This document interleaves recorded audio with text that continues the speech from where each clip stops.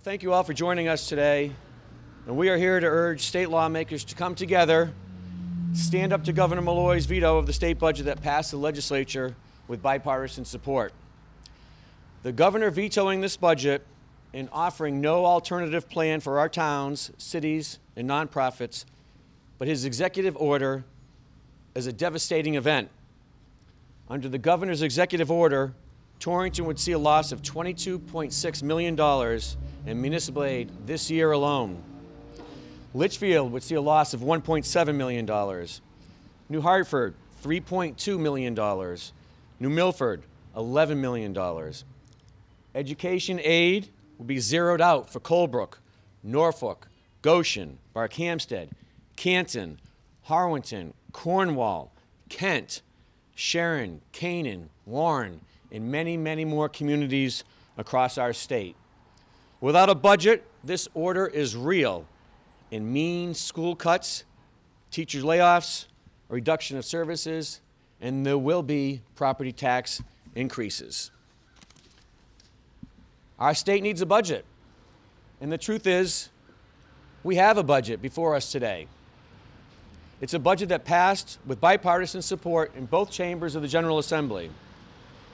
It's a budget that not only avoids the governor's draconian executive order that hurts most of the schools in our towns, in our cities, but it's a budget that creates stability for our towns over the next 2 years and for many more years to come. We crafted a budget that you've asked for, we passed it, and now we need the governor to be overridden on his veto action. While the Governor Malloy might have vetoed our budget, he does not have the final word. That is up to the legislature, and we are urging action on a veto override. Senator Minor. Good morning. I think it's rather unfortunate that we have to go through this process of holding event after event to try and make it clear that we believe the state of Connecticut is poised to operate for the next 2 years on a balanced budget. As Senator Witkos said, it's a balanced bipartisan budget. Many of the ideas in the proposal that we offered came from the other side of the aisle. And so to imagine that the governor thinks it's important not only to veto, but try and pressure people to uphold his veto, I think is most unfortunate. The education funding to the city of Torrington over the next 2 years would be plus $7 million under our proposal. And that's driven by a formula that actually, we believe, meets the new court decision. It actually is based on population and need. If we go back to the old formula, or the formula that the governor wants to impose, it'll mean a net loss to the city of Torrington, which, as Senator Witkos has said, I'm afraid is going to result in layoffs.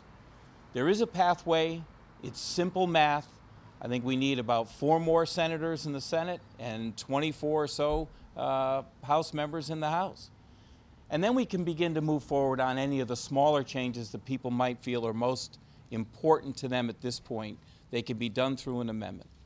So I do appreciate this kind of a consistent message. It's not a partisan message. We are supported by many Democrats across the Northwest corner that believe the proposal we put on the table is not only just, it's appropriate. So thank you very much. Thank you, Senator Minor. And thank you all for coming out. This budget that passed the legislature does make some difficult decisions, reduces state expenses, and cuts administrative costs throughout government. But at the same time, it prioritizes some core functions of government that everybody's been talking about. It restores funding for vital social services. It's a budget that protects services, particularly in low-income neighborhoods, that were cut in other budgets, such as Care for Kids, Meals on Wheels is funded, the Connecticut Home Care Program, mental health substance abuse treatment grants to combat the opiate crisis. And near and dear to my heart, it also, as well as the day employment program opportunities for individuals with disabilities. The budget that Governor Malloy vetoed also does not shift the teacher's pension onto municipalities and property taxpayers. This is an expense that the state should pay and not the municipalities. Shifting it into our towns and our cities means cuts to teachers, cuts to schools, and increasing property taxes. And our towns have had enough. The budget that passed the legislature also boosts transportation funding and implements a 30-year full-funded transportation financing plan to spark economic growth in our state to ensure our transportation system remains safe. Representative Wilson? Thank you all for being here this morning. In addition to helping our schools, our cities, our towns, and our core services, this budget also implements the structural change our state desperately needs to start us on a long road to fiscal stability. This includes a strong, enforceable spending cap and a robust bond cap to reduce the state's ballooning debt.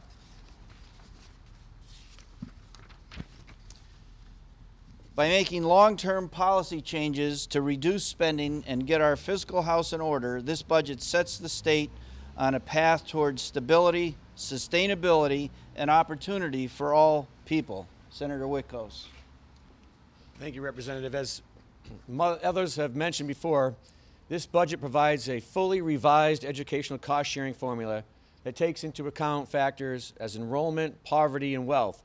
That results in an increase in ECS aid to poor towns with growing populations and needy child populations, and a decrease in funding to wealthier towns, declining in enrollment over time. However, we believe strongly in crafting this budget that towns and cities should be given a chance to prepare for these changes. So no town will see a reduction in total municipal statutory grants over the next 2 years. Many of you have already passed your local municipal budgets. And those towns that see an increase in funding under the formula will see a gradual increase beginning immediately.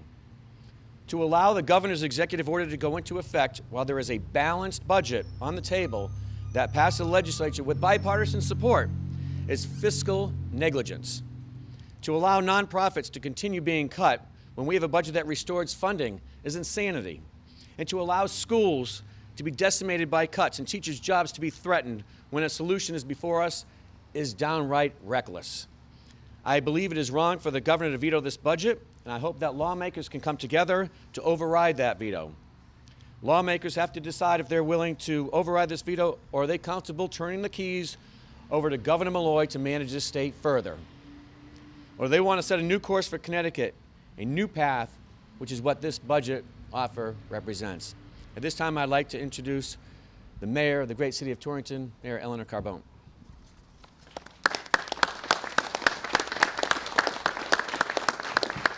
Good morning, and thank you all for coming out. I just need to share with you the impact that this budget impasse is presenting to the city of Torrington. With this executive order, you've heard repeatedly, it is a $22 million cut in revenue to the city of Torrington. That is a 20% reduction in our operating expenses. Not only does this cut mean that we have to look at whether or not we're laying off, we're furloughing days, we've eliminated all of our capital projects, I've frozen accounts, and it is still not enough to cover the $22 million loss in revenue. It will absolutely result in an increase in taxes. The problem that we face goes beyond just the day-to-day operations. I am now working with Moody's because we've received communication that because of the state budget impasse, there is a strong likelihood that there is going to be a reduction in our bond rating in the city of Torrington, actually a number of municipalities in the state. Through no fault of our own, we've done all the right things. We did everything right with our budget, with our balancing our budget, with putting away our fund balance. We have done everything right, and yet the state's impasse in its budget process is going to have a significant impact on the city of Torrington for years. So I am urging all of the state legislators to support the override of this veto. It is critical not only to the operating expenses of the city of Torrington currently, but the long-term impact that we just can't afford as a distressed municipality. So thank you all for the opportunity to speak. Thank you. Thank you, Mayor. I'd like to invite the First Selectman of the town of Litchfield and the President of the Council of Small Towns, Leo Paul. Thank you, Senator, and I'd like to repeat what you said. It's unfortunate that we have to get together in venues like this to ask our legislature in Hartford to do the right thing. First, the governor never should have vetoed this bill. It was a budget. It was a bipartisan budget. And we had a press conference last week in Hartford. I'm just going to repeat some of the things that I said as the president of the Connecticut Council of Small Towns. It is critical that this legislature override this, the veto that the governor had put in place. There's 169 communities in the state of Connecticut. All 169 communities, as you just heard from the mayor, are in critical condition right now. We are all very uncertain of what our future is as we go into this year. Litchfield, we're going to get completely zeroed out with ECS funding, plus the potential of having to share in the teacher's pension, which is outrageous. The state has been managing the teacher's pension since the 1930s. Suddenly the governor, unable to manage his budgets, decides that he wants to start charging the towns in the communities throughout the state of Connecticut for retirement, the teacher's retirement. That's a $900,000 impact. There's a potential that the Litchfield is going to have anywhere from 4 to 7% tax increase. We realized we were going to take a hit.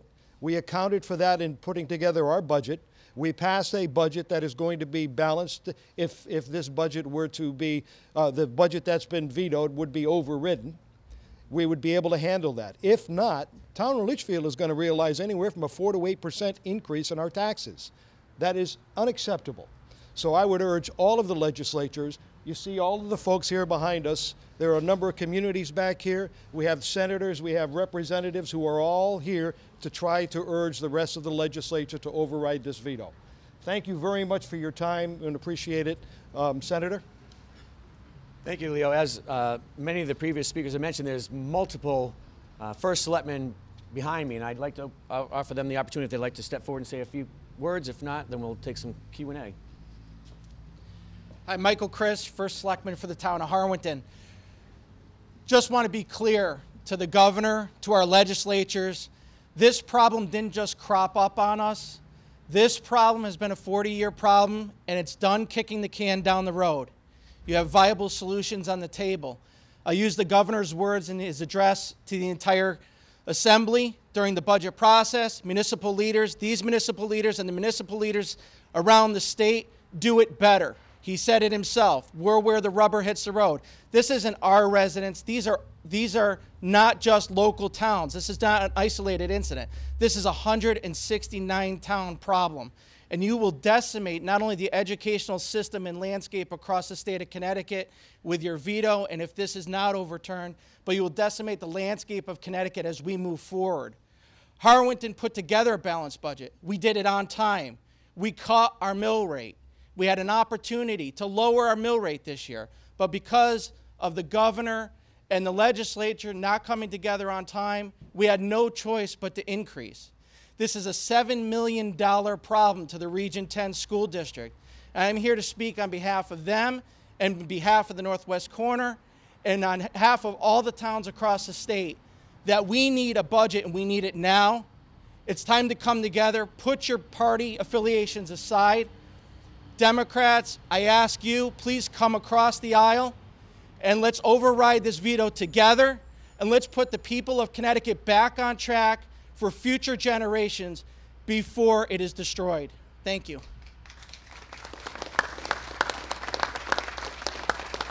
Anyone else?